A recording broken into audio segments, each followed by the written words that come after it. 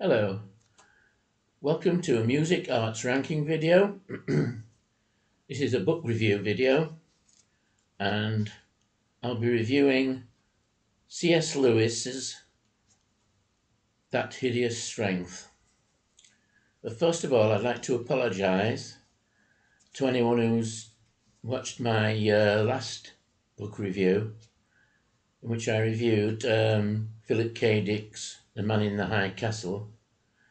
I was reviewing the video and I was obviously reading from my notes, which is true, I was, but it was a very difficult book to review, especially with the conflicting interpretations of the book by others, which I should have reviewed as well. So we'll get on with this one.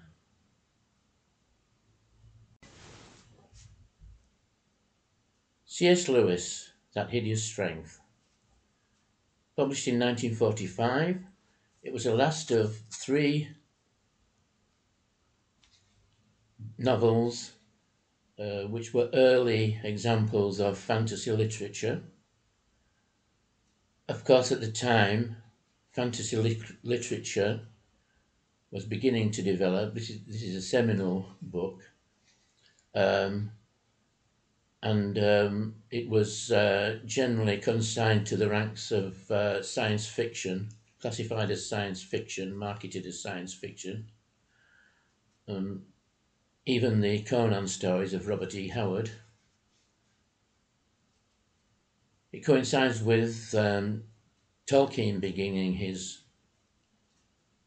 career as a published writer, and in fact they were both friends, and according to Lewis's diary would meet to discuss or just talk about work in progress when Tolkien was writing The Hobbit and Lewis was writing The Lion, the Witch and the Wardrobe, for example.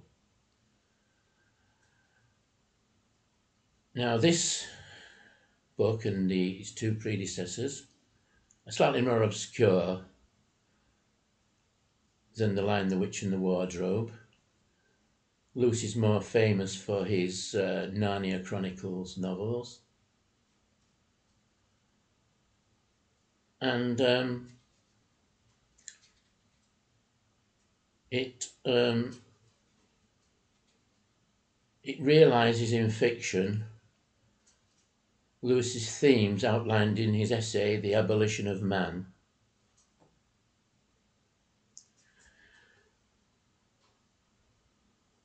In this book, he appropriates legendary material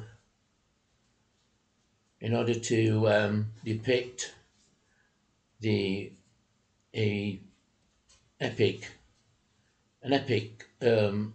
battle or struggle between good and evil, or the importance of the past and cultural heritage, magic and romance for short, versus the advance of scientific rationalism and its impact on society.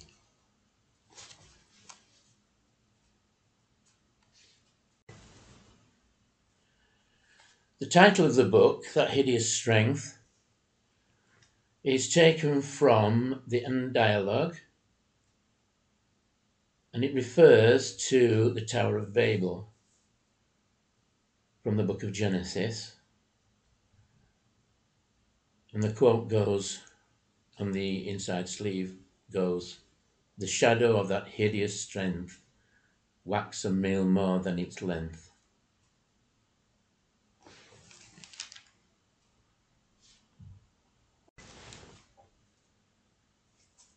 The National Institute of Coordinated National Institute of Coordinated Experiments, NICE, is infiltrating English society, and the protagonist, a Dr. Ransom, is faced with finding the resting place of Merlin from Arthurian legend, who will help him to defeat the advancement of the Institute. Dr. Ransom is an academic character. I don't know how close he is to Lewis. Of course, Lewis was a distinguished academic of Oxford University.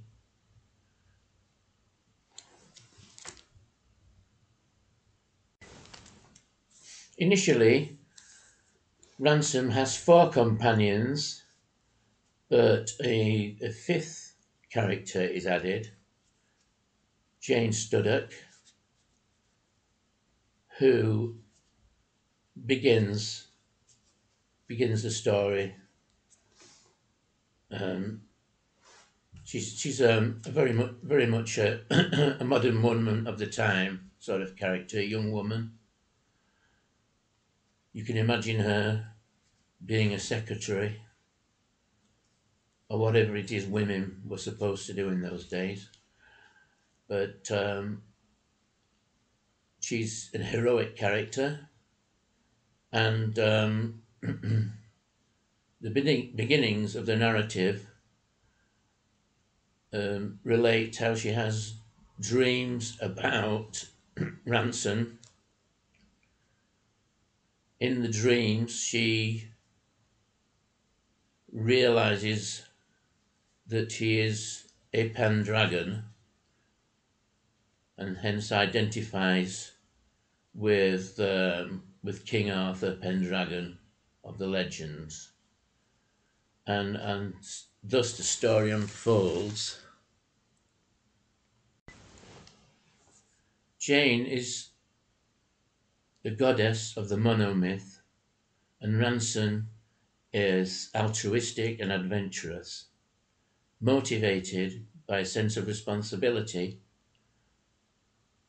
the importance of the connection with the past, the preservation of Logre.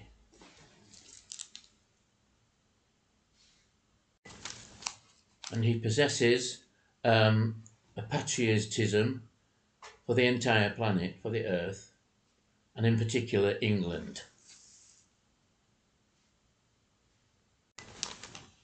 The NICE is monstrous and ruled by a Morgana Le Fay character, Miss Hardcastle, and the disembodied head of a guillotined criminal kept alive by technology.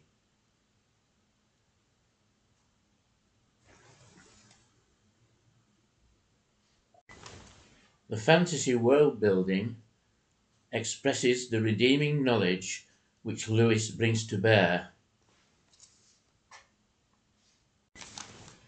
The second stage of the quest brings us to Merlin's appearance and the endowment of him with magical powers by the planetary powers. There are angelic beings,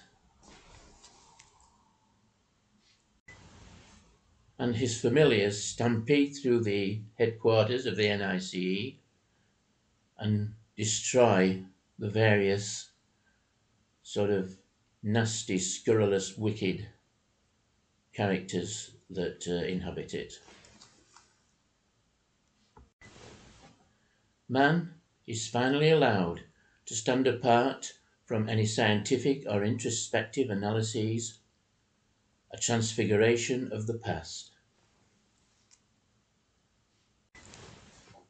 The final part of the quest involves Jane's reunion with her lover. She was having boyfriend trouble in modern terminology, and Ransom's ascension to Pearlandra.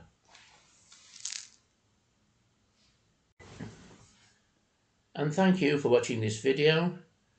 I shall be doing more book reviews. I haven't decided which to do yet, and also music reviews and film reviews. This is Showing Green. Bye bye.